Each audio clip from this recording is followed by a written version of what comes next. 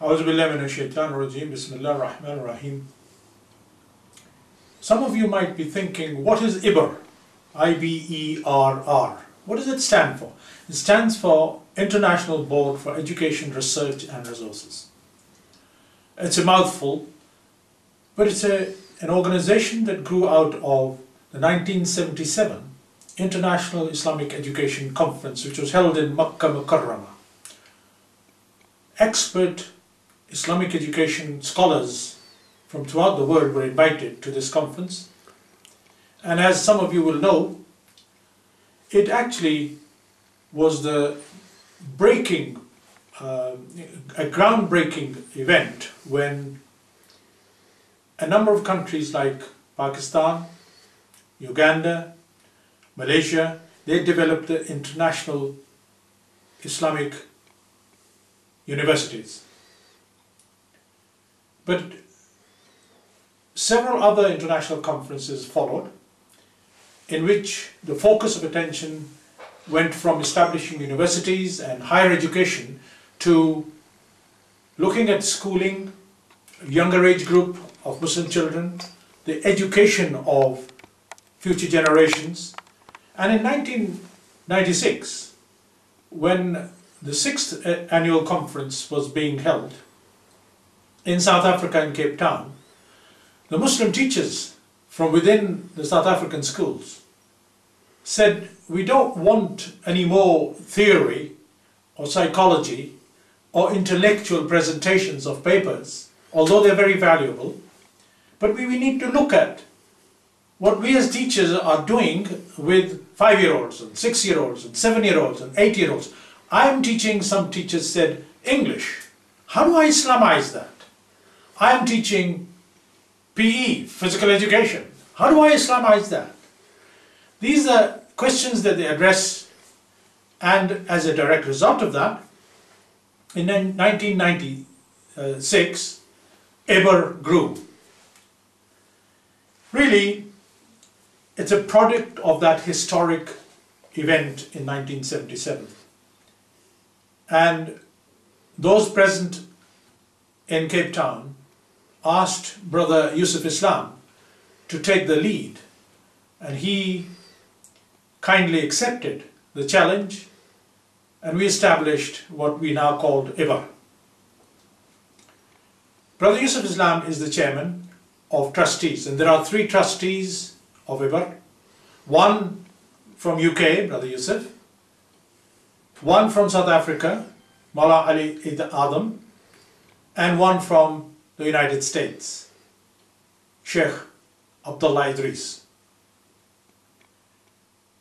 Under their direction, a number of developments have taken place. One of them was early on to establish a mission statement.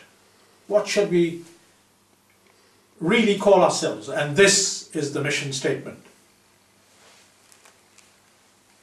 Advance education worldwide to raise future generations of accomplished and balanced Muslims through researching, initiating, developing and disseminating the best examples of universal educational practices and resources.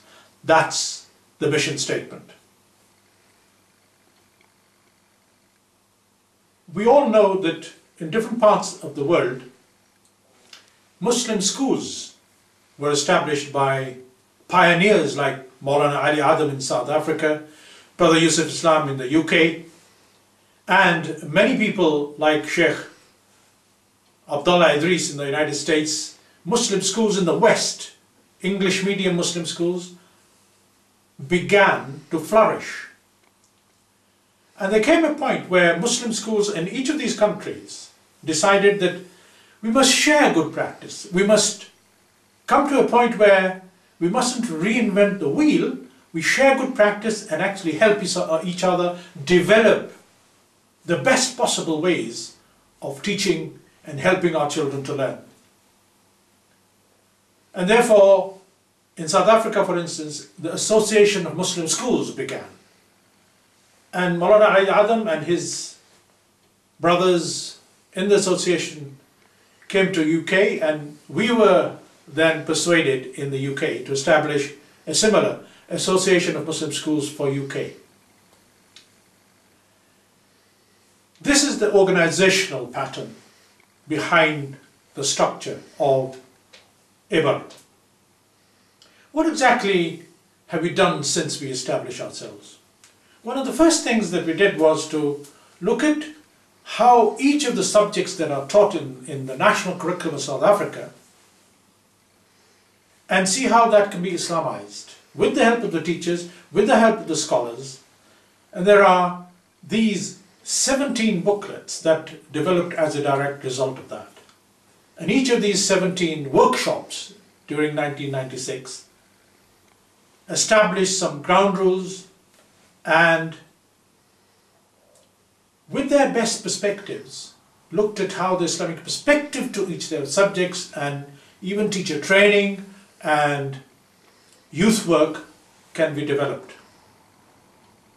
After that, we looked at the ways in which the teachers said we need to have a structure for managing schools, managing education, managing the provision of education. And that is when we looked at professional development. The personal professional development of teachers who are, after all, walking in the footsteps of the Prophet, Rasulullah sallallahu alaihi wasallam. How we can help them. And this developed into a wholesale workshop type, activity-based work within Muslim schools, with Muslim teachers, with Muslim principals and head teachers and senior members of staff. And that resulted in our first manual. This is what the first manual looks like. It contains a whole variety of ways in which we can help each other. Schools can help each other. Look at the questions that are raised by routine, everyday, day-to-day work in schools. After the professional development, out of that came guidelines for schools, guidelines for parents, guidelines for principals, guidelines for Muslim teachers, and guidelines for those who want to establish new Muslim schools. And this, in turn, got us to have a second volume, a second manual, which looks like this. The cover looks like this. Again, further to the 17 workshops, we began to look at how curriculum can be developed. And one of the first, and perhaps people might say easiest thing to do, was to look at Islamic studies.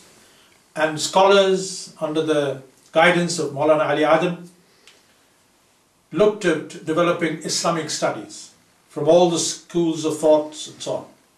That was developed, and you will know that a number of things have come out of that. Islamic studies in Malaysia, Islamic studies in South Africa, Islamic studies in the United States, Islamic studies in the UK, Islamic studies in Saudi Arabia. All those, the material that we produced over a number of years, of 10 years of work, has now been the foundations of other Islamic studies materials.